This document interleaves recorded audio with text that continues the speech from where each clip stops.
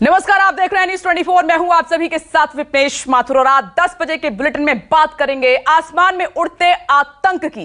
लेकिन उससे पहले श्रीनगर में सुरक्षा बलों को मिली एक बड़ी खबर और बड़ी कामयाबी है ये सेना के लिए। श्रीनगर के परिमपोरा इलाके में सुरक्षा बलों ने एक एनकाउंटर के दौरान 2 आतंकियों को मार गिराया है, ढेर कर दिया है। और ये बड़ी कामयाबी इसीलिए क्योंकि इसमें लश्कर के टॉप कमांडर अबरार को भी ढेर कर दिया गया है। सुरक्षा बलों ने मारे गए आतंकियों के पास से 2 AK-47 और काफी मात्रा में गोला बारूद बरामद किया है। हालांकि उस एनकाउंटर में कई जवान घायल भी हुए हैं और सहायक कमांडेंट, सब इंस्पेक्टर और CRPF के जवान इसमें जख्मी हुए हैं। बता दें कि लश्कर कमांडर अबरार को कल सुरक्षा बलों ने गिरफ्तार किया था। अबरार की निशानदेही पर सुरक्षा बलों के जवान उसे लेकर परिमपोरा इलाके में पहुंचे, गोला बारूद और हथियार की बरामदगी के लिए पहुंचे थे और वहां पहले से एक आतंकी मौजूद था, छिपा हुआ था। इस दौरान आतंकी ने सुरक्षा बल पर फायरिंग शुरू कर दी, जिसके बाद सुरक्षा बलों ने भी जवाबी कार्रवाई में फायरिंग की, जिसमें अबरार समेत 2 आतंकी ढेर हो गए हैं। हालांकि इलाके में एक और आतंकी के छिपे होने की खबर है और जिसकी तलाश में सुरक्षा बल सर्च ऑपरेशन लगातार चला रहे हैं। देखिए, लश्कर का टॉप कमांडर अबरार को ढेर कर दिया है। और इस खबर पर आसिफ स्वाप हमारे साथ जुड़ गए हैं। आसिफ, ये बहुत बड़ी कामयाबी सेना के लिए, जवानों के लिए। लश्कर का टॉप कमांडर मारा गया।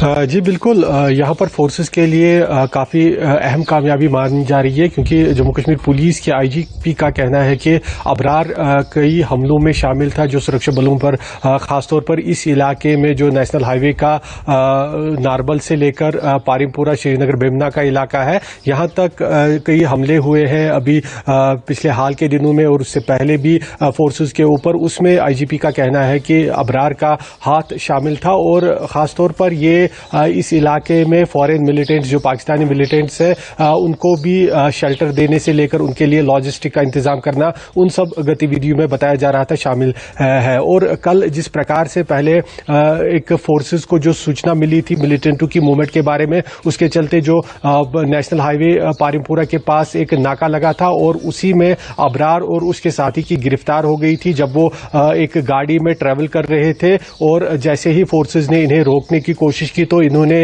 अबरार ने वहां पर ग्रेनेड फेंकने की कोशिश की, लेकिन फोर्सेस ने कामयाबी के साथ उसे पकड़ लिया। उसके बाद पुलिस का कहना है कि इंटरोगेशन के दौरान अबरार ने बताया कि पास के मलूरा इलाके में एक घर में उसकी AK-47 राइफल छुपी हुई है और वहां वो ले गया फोर्सेस को, लेकिन वहां पहले से मौजूद एक पाकिस्तानी मिलिटेंट ने फोर्सेस के ऊपर फायरिंग की, जिसके बाद ये मुठभेड़ शुरू हो गई और करीब 12 घंटे की मुठभेड़ के बाद अब इसमें 2 मिलिटेंट मारे जा चुके हैं अबरार सहित और मौके पर से 2 AK-47 राइफल और कुछ दूसरे अन्य हथियार बरामद कर लिए गए हैं। लेकिन फोर्सेस का कहना है कि इलाके में क्योंकि अभी भी एक मिलिटेंट के होने की आशंका है, इसके चलते फोर्सेस द्वारा कुछ जगहों पर अभी भी तलाशी अभियान चलाया जा रहा है। जी आसिफ, ये कोई बड़ी साजिश नजर आ रही है, मात्र यहीं की बात नहीं है। ये भी तो 2 आतंकी ढेर किए गए हैं, हो सकता है कि इस लिस्ट में और भी नाम शामिल हों।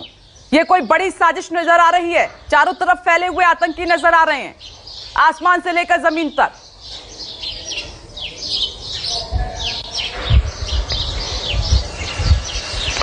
देखिए, मिलिटेंसी कश्मीर में है, हालांकि बार बार जो है फोर्सेस की तरफ से कहा जा रहा है कि कुछ हद तक मिलिटेंसी को काबू में कर लिया गया है, लेकिन हाल ही में फिर 15वीं कोर के जनरल ने भी हमसे बात के दौरान कहा था कि 200 के करीब अभी भी कश्मीर घाटी में मिलिटेंट मौजूद है। उसमें से कई मिलिटेंट जाहिर तौर पर श्रीनगर में भी सक्रिय है क्योंकि पिछले दिनों भी श्रीनगर में मिलिटेंटों द्वारा कुछ हमले सामने आए जिसमें एक पुलिस इंस्पेक्टर की भी हत्या का मामला है। और कल भी जिस प्रकार से फोर्स को सूचना मिली थी कि इलाके में मिलिटेंटों की मूवमेंट हो रही है और फोर्सेस ने बताया है कि ये मिलिटेंट नेशनल हाईवे के इस इलाके में किसी बड़े हमले की साजिश रच रहे थे, लेकिन इससे पहले कि कामयाब होते फोर्सेस को इनकी खबर मिली और इन्हें पकड़ा गया, जिसके बाद ये मुठभेड़ सामने आई। जाहिर सी बात है जो मिलिटेंट्स है चाहे जितने भी जम्मू कश्मीर में मौजूद है वो अपनी गतिविधियां लगातार अंजाम दे रहे हैं, चाहे जम्मू में या कश्मीर घाटी में, लेकिन फोर्सेस के एंटी मिलिटेंसी ऑपरेशंस भी लगातार जारी है और उसी के चलते जो है कई मिलिटेंटों को पकड़ा भी जा रहा है और कई मिलिटेंट फोर्सेस के साथ मुठभेड़ में मारे भी जा रहे हैं। जी आसिफ, आप मेरे साथ बने रहे। श्रीनगर के परिमपोरा इलाके में आप देख रहे हैं एनकाउंटर लगातार जारी है। इसमें अब तक 2 आतंकियों को मार गिराया गया है। इस लिस्ट में और नाम भी हो सकते हैं, लेकिन सर्च ऑपरेशन इलाके में लगातार चलाया जा रहा है। और अब बात जम्मू में लगातार हो रही ड्रोन साजिश की करते हैं। बड़ी खबर चर्चा भी करेंगे आज इसी खबर पर। जम्मू में दहशतगर्दों की नापाक साजिश लगातार जारी है। जम्मू के बेहद संवेदनशील इलाके में एक बार फिर ड्रोन देखे गए हैं और देर रात जम्मू के 3 अलग अलग इलाकों में 3 ड्रोन दिखाई दिए। ये ड्रोन कुंजवानी और सुंजवान और कालूचक इलाके में साफ तौर पर दिखाई दिए। ड्रोन की तलाश में सुरक्षा बलों का सर्च ऑपरेशन लगातार जारी है और यह लगातार तीसरा दिन है जब जम्मू में दहशतगर्दों की ड्रोन साजिश सामने आई है। कल जम्मू के कालूचक मिलिट्री स्टेशन के पास 2 ड्रोन दिखाई दिए। ये 5 तस्वीरें आपकी टीवी स्क्रीन पर, जबकि उससे पहले शनिवार रविवार के दरमियान रात जम्मू के एयरफोर्स स्टेशन के अंदर 2 धमाके हुए थे और उसमें भी ड्रोन के जरिए आईईडी ब्लास्ट कराने का संदेह है। जांच एजेंसियां एयरफोर्स स्टेशन पर हुए हमले की लगातार जांच कर रही हैं, अपनी पैनी नजर लगातार बनाए हुए हैं, लेकिन अब तक की जांच में जो सामने आया है वो शक की सुई सूत्रों के हवाले से जो खबर है वो पाकिस्तान की तरफ घूम रही है कि पाकिस्तान जमीन के रास्ते तो कोशिश करता रहा, उसको मुंह की खानी पड़ी। जितने भी आतंकी उसने भेजे हैं घाटी में उनका सफाया हुआ है और दूसरी तरफ अब जो शक है कि वो आसमान के जरिए हमला करना चाह रहा है।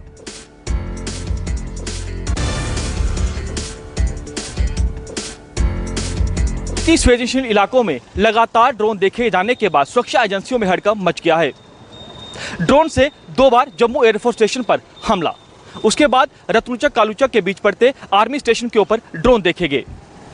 जवानों ने उस पर फायरिंग की, ड्रोन भाग खड़ा हुआ। वहीं बीती रात भी 3 ड्रोन देखे जाने की खबर है जो कुंजवानी रत्नुचक कालूचक आर्मी एरिया के नजदीक देखा गया है। वहीं हम इस समय मौजूद हैं जम्मू एयरफोर्स स्टेशन के बाहर। जो जानकारी हमें ये मिली है, अब ये जो हमला हुआ है ड्रोन के जरिए, सूत्रों की माने तो इस हमले की जांच अब एनआईए करेगी। लगातार यहां पर एनएसजी जो है डेरा डाले हुए हैं, लगातार जांच की जा रही है। एनआईए लगातार जांच कर रही है। एफएसएल पर सैंपल भेजे गए हैं कि आखिरकार वो विस्फोटक पदार्थ कौन सा है जिस पर जो है ड्रोन के जरिए विस्फोट किया गया। 2 आशंकाएं जताई जा रही हैं, या तो ये आरडीएक्स है या टीएनटी है। लगातार तमाम सुरक्षा एजेंसियां जो है जांच करें, लेकिन अति संवेदनशील इलाके में ड्रोन से हमला होना अपने आप में बेहद चौंकाने वाला मामला है। इसको सुरक्षा के सेंध के रूप में भी देखा जा सकता है, क्योंकि हाईटेक रडार सिस्टम लगे हुए हैं, बावजूद उसके रडार जो है वो डिटेक्ट नहीं कर पाए ड्रोन को। लगातार उसके बाद हम देख रहे हैं कि कैसे लगातार कायर पाकिस्तान ड्रोन वाली साजिश भारत के खिलाफ रच रहा है। ये जो जम्मू एयरफोर्स स्टेशन पर जो हमला हुआ है उसमें कहा जा रहा है कि इंपैक्ट आईईडी का इस्तेमाल हुआ है। इंपैक्ट आईईडी वो होता है जो जमीन या सत्ता पर आते ही फट जाता है, यानी लगातार इस हमले की जो तार हैं वो भी सीमा पार से जुड़ते हुए दिखाई दे रहे हैं। कैमरामैन तनवीर के साथ पंकज शर्मा, न्यूज़ 24 जम्मू। तो जम्मू में देर रात फिर ड्रोन देखा गया है। 3 अलग अलग जगह पर देखे गए हैं ड्रोन। जम्मू के एयरफोर्स स्टेशन पर हुए हमले मामले से जुड़ी हुई ये बड़ी खबर है। गृह मंत्रालय ने एनआईए को सौंपी ड्रोन धमाके की जांच की फाइल और दिल्ली से जल्द ही जांच करने जम्मू जाएगी एनआईए की टीम। इस वक्त की एक और बड़ी खबर, जम्मू एयरफोर्स स्टेशन पर हमले से जुड़ी हुई ये बड़ी खबर है। गृह मंत्रालय ने एनआईए को सौंपी है जांच और दिल्ली से जल्द ही एक टीम जाने वाली है एनआईए की जो इस पूरे मामले की जांच करेगी। इस वक्त की सबसे बड़ी खबर आपकी टीवी स्क्रीन पर। तमाम एजेंसियां, भारत सरकार और ये ड्रोन से जो हमला हुआ उसके बाद से एक्टिव हैं और जिसका भी इसके पीछे हाथ है वो ये ना समझे कि इसका जवाब नहीं दिया जाएगा। भारत सरकार की तरफ से पूरी तैयारी जवाब देने की लगातार अब की जा रही है, शुरुआत हो चुकी है। और हमारे साथ खास मेहमान जुड़ गए हैं। Lieutenant general retired Gurmeet Singh sir मौजूद हैं, डिफेंस एक्सपर्ट हैं, और साथ ही कर्नल दानवीर सिंह जी भी हमारे साथ मौजूद हैं, डिफेंस एक्सपर्ट हैं, और साथ ही मेजर जनरल रिटायर्ड संजय सोई सर हमारे साथ मौजूद हैं, डिफेंस एक्सपर्ट। आप सभी का बहुत बहुत स्वागत है। और साथ ही मेरे 2 खास सहयोगी, टीवी स्क्रीन पर आप उनको देख सकते हैं, आसिफ स्वाब श्रीनगर से और पंकज शर्मा जम्मू से इस वक्त हमारे साथ मौजूद हैं। चर्चा की हम शुरुआत करें उससे पहले पंकज मैं आपके पास आ रही हूं। पंकज, हमने आपकी रिपोर्ट देखी। देखिए, तमाम जो एक्सपर्ट्स एजेंसियां एक्टिव हो गई हैं, एनआईए की टीम भी जल्द ही वहां पर पहुंच रही है, लेकिन अब तक जो जांच हुई है, जो सबूत इकट्ठा किए गए हैं, उसमें क्या निकला है? देखिए, ये जो ड्रोन से ब्लास्ट किया गया है इसके सीधे तौर पर जो तार हैं वो सीमा पार से जुड़ते हुए दिखाई दे रहे हैं। क्योंकि अपने आप में देश में ऐसा ये पहला मामला बन चुका है कि ड्रोन के जरिए एयरफोर्स स्टेशन को टारगेट करने की कोशिश की गई है। लगातार एनएसजी जो है वो जांच कर रही है, एनआईए लगातार जांच कर रही है, दिल्ली से भी स्पेशल फोर्सेस की टीमें आई है, वो जांच कर रही है। अभी ये भी जानकारी सोर्सेज से मिली है कि दिल्ली पुलिस का एक स्पेशल सेल जो है वो भी यहाँ पर पहुंच रहा है, क्योंकि तमाम देश के जितने भी एयरफोर्स स्टेशन है उन पर भी हाई अलर्ट जारी कर दिया गया है। यहाँ पर जो टीमें हैं, जो जांच एजेंसियां हैं, वो दो पहलू पर जांच कर रही हैं। सबसे पहली जांच जो है वो इस बात को लेकर हो रही है कि ये जो ड्रोन है ये आखिरकार आया कहां से, क्योंकि अभी तक इस बात का पता नहीं चल पा रहा कि वो ड्रोन जिसने ये पेलोड को गिराया वो ड्रोन चला कहां गया। क्योंकि ये जानकारी मिली है कि इसमें दो तरह के विस्फोटक हो सकते हैं, या तो ये आरडीएक्स है या टीएनटी है। और इसमें जो जानकारी हमें सूत्रों से मिली है वो ये है, जो जांच एजेंसियां हैं उनके अनुसार 1.5 से 2 किलो का विस्फोटक था, जो कि 5 मिनट के अंतराल के बाद इस एयरफोर्स स्टेशन में गिराया गया। और यहां पर सबसे बड़ी बात आप देखिए कि सुरक्षा के सेंध के रूप में से देखा जा सकता है, क्योंकि हाईटेक रडार सिस्टम इसके अंदर लगे हैं, बावजूद उसके वो उसको डिटेक्ट नहीं कर पाए। तो ये अपने आप में बेहद चौंकाने वाला मामला है। उसके बाद तमाम जम्मू श्रीनगर हाईवे की बात की जाए, एलओसी की बात की जाए, अंतर्राष्ट्रीय सीमा की बात की जाए, और खासतौर पर आर्मी आरईए स्टेशन की बात की जाए, सेना के कैंप की बात की जाए, वहां पर भी हाई अलर्ट जारी कर दिया गया है। अगर आप पिछले 3 दिन का घटनाक्रम देखें, 2 बार जो है ड्रोन के जरिए एयरफोर्स स्टेशन को टारगेट करने की कोशिश की, उसमें वो कामयाबी हुए। कौन इसके पीछे है वो थोड़ी देर में साफ हो जाएगा जब जांच एजेंसियां इसमें जांच कर लेंगी। लेकिन आप देखिए कि रत्नुचक कालूचक जो आर्मी का स्टेशन है उसके ऊपर 2 ड्रोन देखे जाते हैं। उसके बाद जो अलर्ट्स हमारे ट्रूप हैं, भारतीय सेना के जो जांबाज हैं, वो फायरिंग करते हैं, ड्रोन जो है वो भाग जाता है। अभी तक ये नहीं पता चला कि वो ड्रोन कहां चला गया। दोबारा एक बार फिर बीती रात 3 ड्रोन देखे जाते हैं, कुजवानी, कानुचक और रत्नुचक एरिया के बीच। ड्रोन जो है बिल्कुल आर्मी एरिया के नजदीक देखे जाते हैं, लेकिन उनका भी पता नहीं चला कि वो ड्रोन कहां चले गए। यानी एक बार फिर जो साफ हो रहा है कि हम देख रहे हैं कि लगातार सोर्सेज बता रहे हैं कि कायर पाकिस्तान आतंकियों को भारतीय सीमा में घुसपैठ करवाने में सफल नहीं हो पा रहा है। वो बार बार असफल हो रहा है, क्योंकि बॉर्डर पर अगर बीएसएफ की बात की जाए, भारतीय सेना की बात की जाए, बिल्कुल अलर्ट है। और जानकारी मिली है कि बर्फबारी पिघलने के साथ ही घुसपैठ की कोशिश में जो है इजाफा हो सकता है। अब हम देख रहे हैं कि टनल के जरिए घुसपैठ की कोशिश की जाती है, ड्रोन के जरिए ये देखा जाता था कि जो आतंकियों तक हथियार पहुंचाने की कोशिश की जाती थी, नशे की खेप इस ओर पहुंचाई जाती थी। ये पहली बार है कि जब सीधा ड्रोन जो है हमारे इस जो एयरफोर्स स्टेशन है इसके ऊपर आगे टारगेट करता है, हमारे आर्मी के जो कैंप्स हैं वहां टारगेट करने की कोशिश की जा रही है। अपने आप में पहले ऐसे मामले बन रहे हैं और लगातार जितनी भी एजेंसियां पूरी तरह से अलर्ट हैं। अब जांच हर एक पहलू की जा रही है, बारीकी से देखा जा रहा है कि ड्रोन किस दिशा से आया, क्योंकि यहां आपको बता दूं कि जो एयरफोर्स स्टेशन है उसके आसपास का इलाका जो है काफी ज्यादा रिहायशी इलाका है। लगातार जो एनआईए है वो दबिश दे रही है। कुछ 2 संदिग्धों को बकायदा हिरासत में लिया गया है। जम्मू कश्मीर पुलिस का जो स्पेशल ऑपरेशन ग्रुप है लगातार जगह जगह पर दबिश दे रही है। क्या ऐसा तो नहीं कि सीमा पार से ड्रोन भेजा गया हो, उसमें विस्फोटक पदार्थ भेजे गए हो, कुछ ऐसे इक्विपमेंट भेजे गए हो, यहां से जो है लोकल उनका जो OGW है या आतंकी यहां कोई एक्टिव है उसने यहां से इसको ऑपरेट किया हो, ये देखा जा रहा है। क्योंकि आप देखिए कि 3 दिन बीत चुके हैं, लेकिन अभी तक कुछ पता नहीं चला कि आखिरकार वो ड्रोन जो पेलोड गिराया वो गया कहां, किस दिशा में चला गया। ये सबसे बड़ी चिंता की बात है। अभी तमाम एजेंसियां वो देख रही हैं कि इसमें विस्फोटक पदार्थ किस तरह का इस्तेमाल हुआ है, क्योंकि आप देखिए कि अगर ड्रोन के जरिए इस एयरफोर्स स्टेशन को टारगेट किया जा सकता है, यहां पर अगर विस्फोट किया जा सकता है तो ये कहीं भी कर सकते हैं। ये अपने आप में आप देखना पड़ेगा सुरक्षा एजेंसियों को, लेकिन तमाम एजेंसियां अलर्ट हैं, चाहे वो भारतीय सेना की एलओसी पर बात की जाए, जांच में ये भी सामने आ रहा है जो दिल्ली में खाका तैयार किया गया इस ब्लास्ट का, कि जो पहला हमला हुआ ड्रोन से वो जरूरी नहीं है कि सीमा पार से आया हो, आसपास से भी उड़ सकता है वो ड्रोन। यह भी आशंका जताई जा रही है। आप बने रहिए मेरे साथ, मैं लौट रही हूं। और आप देख रहे हैं 3 दिन में यह तीसरी बार है जब 3 ड्रोन और देखे गए हैं लगातार आसमान में, और वो कहां चले गए, कहां गायब हो गए, किसी को कुछ नहीं पता। गुरमीत सिंह सर, सारी जो शक की सुइयां हैं वो पाकिस्तान की तरफ घूम रही हैं। लश्कर-ए-तैयबा के साथ साथ यह भी बोला जा रहा है कि इसमें पाकिस्तान आर्मी के टॉप कमांडर्स भी शामिल हो सकते हैं।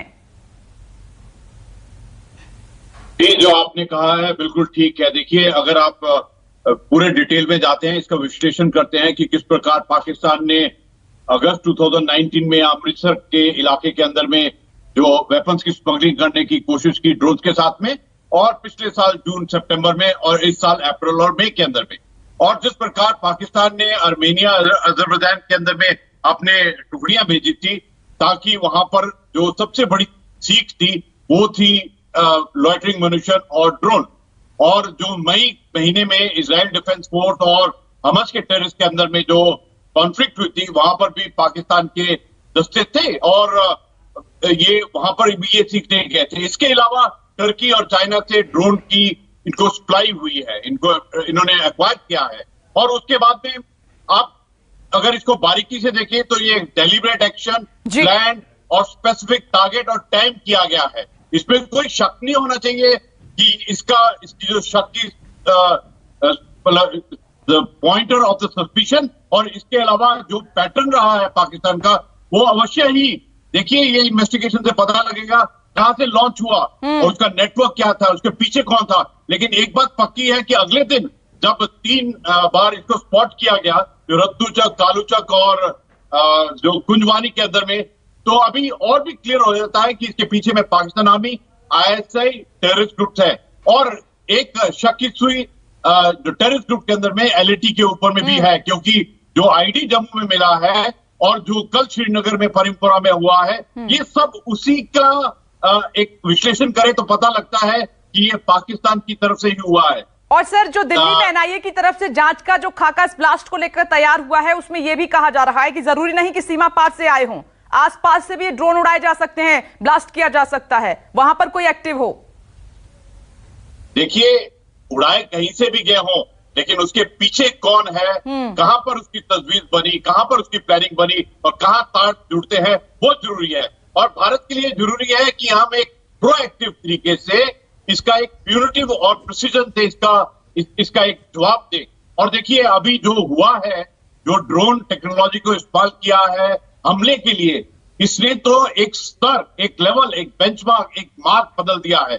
अभी इसके बाद में और जिस प्रकार देखा कि अगले दिन फिर उसके बावजूद इस्तेमाल हुआ है, तो इसका मतलब कि थ्रेट जो है वो कंटिन्यू करती है और हमको अपना जो डिटेक्शन और डिस्ट्रक्शन और डिसेबल करने का तरीका है ड्रोन्स को एकदम पुख्ता करना पड़ेगा। अभी हमारे पास काबिलियत है स्पेसिफिक एरिया करने की। आपको याद होगा कि 15 जनवरी इस साल में एक डेमोन्स्ट्रेशन किया था आर्मी डे के टाइम के ऊपर में, जब 75 ड्रोन्स को लेकर किस प्रकार टारगेट करते हैं। लेकिन जो एरिया डिफेंस है, हम लोगों ने पहले 26 जनवरी 15 अगस्त के बीच में एक स्पेसिफिक एरिया का डिफेंस किया था। लेकिन बाकी जगह के ऊपर में जितने भी हमारे टारगेट हैं, जो हमारे इंपॉर्टेंट इंस्टॉलेशन है, उसको किस प्रकार से डिफेंड करना है, वहां पे किस प्रकार इंटेलिजेंस, अलर्टनेस और सर्वेलेंस करनी है, उसके लिए मेहनत और एक चुनौती है। ओके, दानवीर सर आपके पास आ रही हूं। दानवीर सर, हमें क्यों नहीं भनक लगी? आसिफ मेरे सहयोगी बता रहे हैं कि अभी भी इनपुट है कि 200 के आसपास आतंकी छिपे बैठे हैं और लगातार हम उनको ढेर भी कर रहे हैं। यह इनपुट तो था आर्मी चीफ के पास के सीमा पार से ड्रोन के जरिए हथियार भेजे जा रहे हैं, लेकिन इसकी भनक एजेंसियों को क्यों नहीं लगी, तमाम एक्सपर्ट्स को क्यों नहीं लगी, वहां की सेना को क्यों नहीं लगी कि ऐसे ड्रोन के जरिए ब्लास्ट भी हो सकता है? हमसे कहां चूक हुई है? देखिए, ड्रोन का हमला ना डिटेक्ट कर पाई है, ना सेना कर पाई है, ना एयरफोर्स कर पाई है और ना ही आगे कर पाएगी। ये इसकी कोई टेक्नोलॉजी जो है वो इस तरीके की मौजूद नहीं है, या अगर मौजूद भी है तो उसके ऊपर इतना भारी खर्चा होगा उसको मॉनिटर करने के लिए, उसको डिस्ट्रॉय करने के लिए। मैं आपको एक उदाहरण देता हूं। जो drone, anti drone missile sparrow है, उसकी कीमत है 15,000 करोड़ रुपए। और अगर आप उसका इस्तेमाल करते हैं तो क्या आप 6,000 या 60,000 के ड्रोन को डिस्ट्रॉय करेंगे? कितने ड्रोन डिस्ट्रॉय करेंगे? कितनी मिसाइलें लॉन्च करेंगे? ये आपने हमास के साथ देखा। जब हमास के साथ युद्ध हुआ तो चंद हजार डॉलर का एक हमास का रॉकेट और उसके बदले में आयरन डोम से लॉन्च करी गई एक मिसाइल, वो भी 10 से 15 करोड़ की एक मिसाइल। तो आप देखिए कितना बड़ा डिफरेंशियल है। तो दुश्मन लो कॉस्ट चीजें आपके खिलाफ एम्प्लॉय करके आपका मनोबल गिरा रहा है। तो आपको अगर डिफेंस करनी है इस ड्रोन के हमलों के खिलाफ, तो वो रडार से और मिसाइल से नहीं होगी, वो उस कीमत को बढ़ाने से होगी जो कीमत उसको अदा करनी पड़ेगी। वो है पाकिस्तान, क्योंकि तार इसके पाकिस्तान से जुड़े हैं। पाकिस्तान को उसकी कीमत अदा करनी पड़ेगी। अगर वो 6,000 से 10,000 का ड्रोन इस्तेमाल करके आपके एयरफोर्स के बेस पर हमला करता है, वो आपकी खुशकिस्मती है कि कोई हेलीकॉप्टर या कोई रडार उसमें उड़ा नहीं, कोई जान माल का नुकसान नहीं हुआ, वो आपकी किस्मत है। लेकिन उसने कोई कसर नहीं छोड़ी है। आपको जवाब उसको देना पड़ेगा, उसकी कीमत को बढ़ाना पड़ेगा। हम रडार लगा लें, हम उसका समीक्षा कर लें, हम उसके पूरे एनालिसिस कर लें, वो सब बकवास है। क्योंकि दुनिया ने देखा है कि कैसे ये टेररिस्ट जो है ये अब लो कॉस्ट लो टेक्नोलॉजी का इस्तेमाल करके आपको हाई टेक्नोलॉजी स्फीयर में खींच रहे हैं। हाई टेक्नोलॉजी स्फीयर में खींचने का मतलब है कि आपके अरबों करोड़ों रुपए जो है वो आप डिफेंस में लगा देंगे। लेकिन अब ये डिफेंस वाला मामला नहीं रहा है, इसकी कॉस्ट को बढ़ाना है तो इजरायली फॉर्मूला अपनाइए कि अगर हमास कुछ $1000 की एक मिसाइल फेंकता है तो एक तो आप उसको डिस्ट्रॉय करिए, अपना डिफेंस करिए, और दूसरा हमास के इलाके में आप इतनी तबाही मचा दीजिए कि उसको खौफ पैदा हो जाए और वो 1000 बार सोचे कि मैं ये कुछ $1000 का रॉकेट उड़ाऊं कि ना उड़ाऊं। हमें वही टेक्नोलॉजी और वही बहुत सही बात सर आपने यहाँ पर कही है, बहुत सही। और संजय सर, उस दिन हम यही बात कह रहे थे, आज जो दानवीर सर कह रहे हैं कि हमें कुछ तो ऐसा करना पड़ेगा। और क्या वक्त आ गया है सर कि अब 1-2 के मारने से बात नहीं बनेगी, दुश्मन का जड़ से खात्मा करना होगा।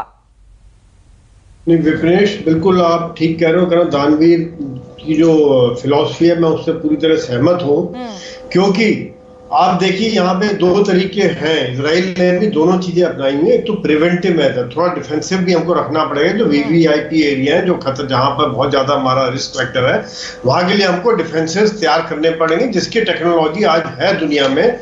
चाहे वो रडार हो या एक कम्युनिकेशन सिस्टम चाहिए होता है ड्रोन को, उसको ब्लॉक करना, उसको प्रिवेंट करना, वो भी हमको साथ साथ चलाना पड़ेगा। और दूसरी बात यह है कि जो इसके जहां तार जुड़े हुए हैं, क्योंकि आज ये एक नया आयाम जुड़ गया है मिलिटेंसी के साथ, नया आयाम, एक नया एंगल निकल के आ गया। क्योंकि पहले हम देख रहे थे मिडिल ईस्ट में हो रहा था और मिडिल ईस्ट में इस्तेमाल हो रहे थे ड्रोन, चाहे वो ऑयल रिफाइनरी के ऊपर अटैक हुआ था या सीरिया के ऊपर अटैक है, इराक के ऊपर में हमले हैं। ड्रोन का इस्तेमाल अमेरिका भी करता रहा है, मिडिल ईस्ट वाले भी करते रहे। तो ये एक सस्ता ऑप्शन है जिसको कहीं से भी उड़ाया जा सकता है। जरूरी नहीं जैसे एनआईए की रिपोर्ट आ रही है कि पाकिस्तान से उड़ाया जाए।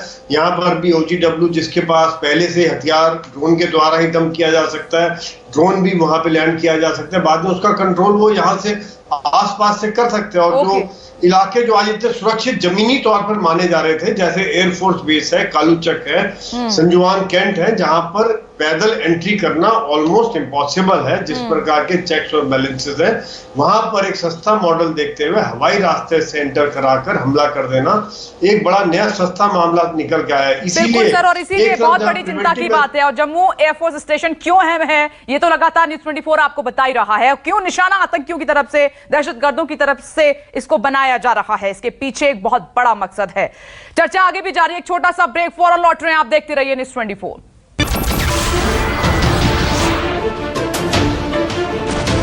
नमस्कार, मैं हूं मानक गुप्ता।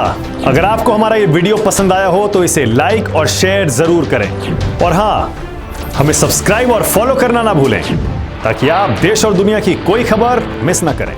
तो जुड़े रहिए हमारे साथ और देखते रहिए न्यूज़ 24।